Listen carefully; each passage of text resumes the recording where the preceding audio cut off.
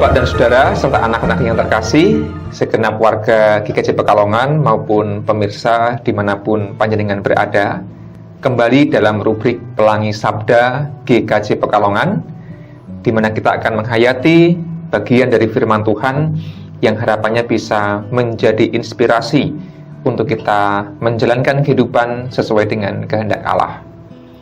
Di rubrik Pelangi Sabda kali ini, kita melanjutkan episode tentang 10 perintah Tuhan atau 10 hukum Tuhan atau dasatitah yang tertulis di dalam kitab Keluaran pasal 20. Yang lalu kita sudah sampai pada hukum yang pertama, yaitu jangan ada Allah lain di hadapanmu.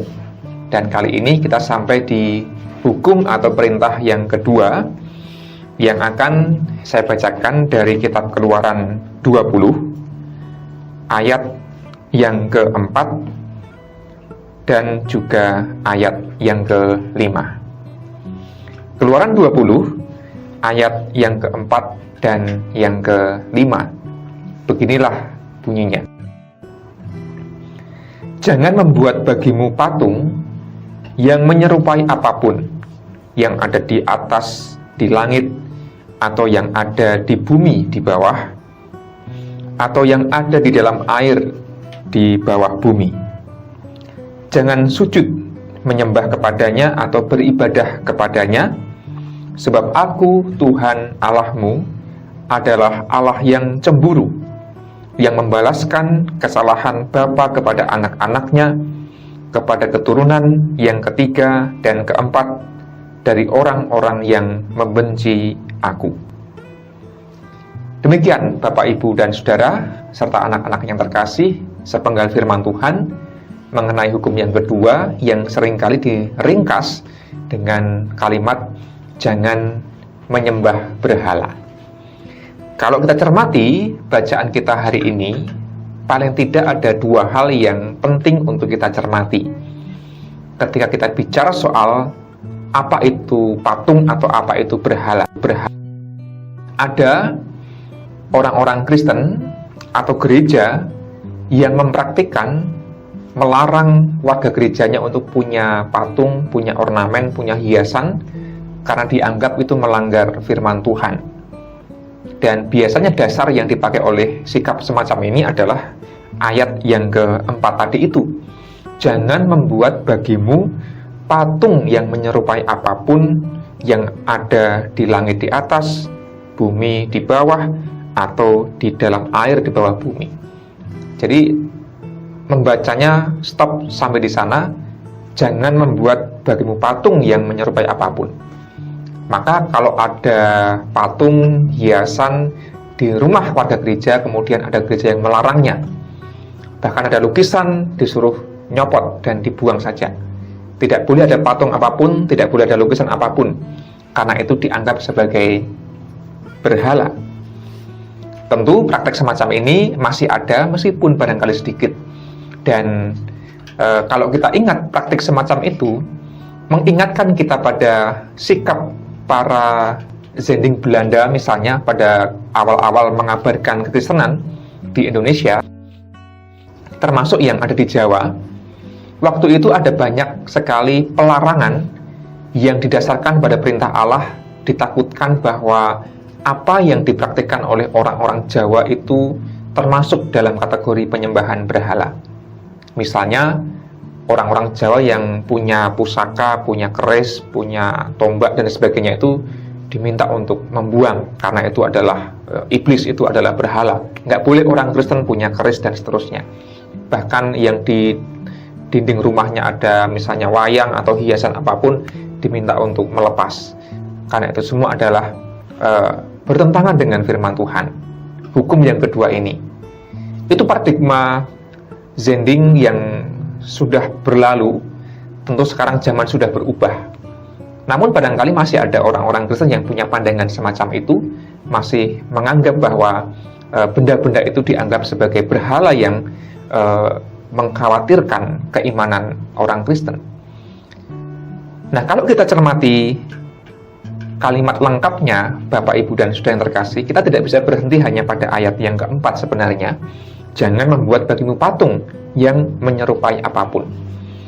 Yang lebih penting menurut saya adalah ayat yang kelima, jangan sujud menyembah kepadanya atau beribadah kepadanya. Sebab aku Tuhan Allahmu adalah Allah yang cemburu, dan seterusnya. Jadi perintahnya itu bukan hanya soal jangan membuat patung, tapi harus lengkap. Jangan membuat patung yang menyerupai apapun, dan jangan menyembahnya, jangan beribadah kepadanya. Maka pendapat yang kedua lebih toleran. Kalaupun ada patung, ada lukisan, ada hiasan, ada berbagai macam ornamen yang dimiliki oleh orang Kristen, nggak apa-apa. Sebagai sebuah karya seni, sebagai sebuah warisan budaya, sebagai sebuah ekspresi seni, nggak masalah sama sekali.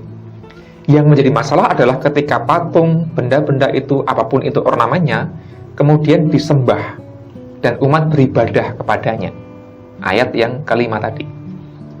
Nah, pemahaman teologi yang sekarang lebih dominan adalah yang kedua tadi.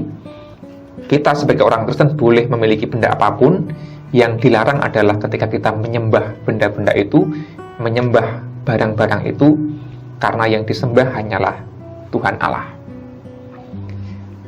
Justru sebaliknya, pemahaman teologi sudah semakin ramah terhadap budaya.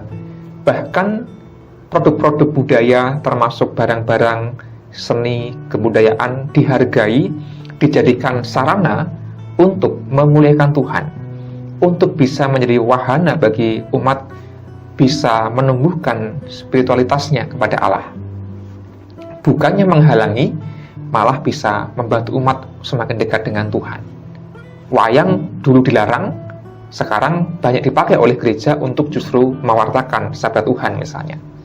Gamelan dulu dilarang, sekarang malah banyak dipakai oleh gereja untuk memuji Tuhan.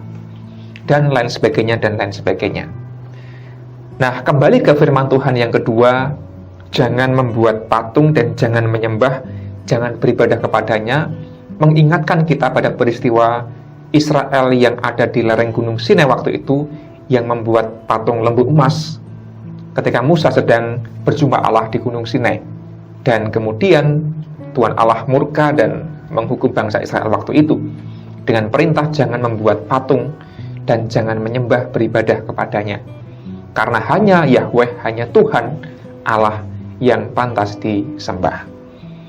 Kalau kita refleksikan, Bapak, Ibu, dan Saudara terkasih, dalam kehidupan kita sehari-hari, rasanya sudah tidak ada atau sangat jarang ada orang yang menyembah dan beribadah kepada benda-benda, kepada barang-barang. Namun, bukan berarti yang namanya berhala itu lantas hilang.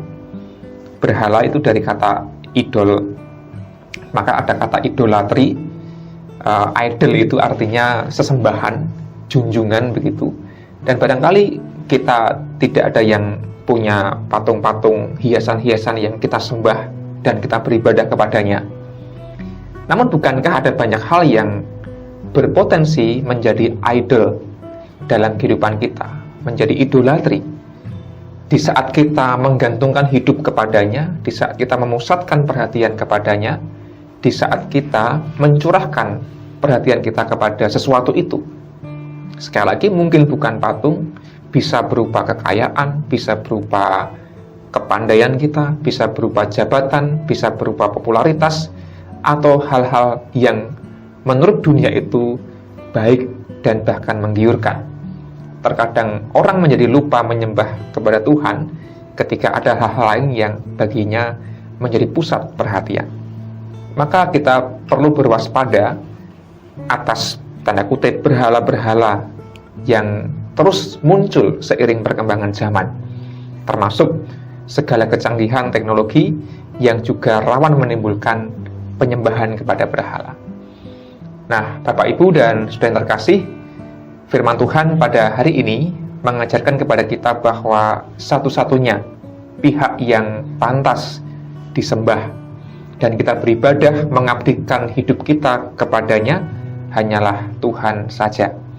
Semoga kita dimampukan untuk bisa memiliki sikap hidup yang berbakti kepada Allah saja, tidak menggantungkan kehidupan kita pada hal-hal lain di luar kita. Karena jangan-jangan kita terjatuh pada penyembahan berhala itu. Semoga kita tidak termasuk orang-orang yang demikian. Demikian Pelangi Sabda edisi 10 Hukum Tuhan. Kiranya menjadi berkat untuk kita semua. Tuhan memberkati.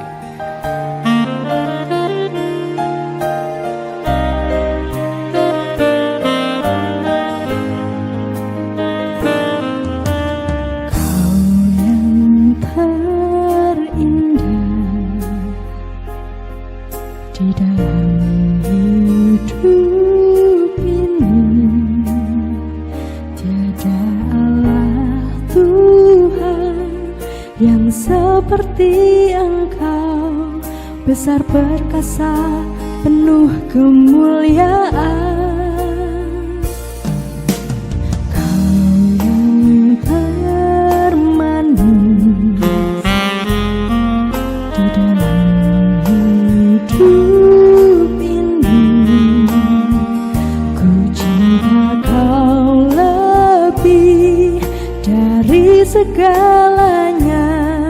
Besar kasih setiamu kepadaku, ku sembah Kau ya Allahku, ku tinggikan namamu selalu, tiada luput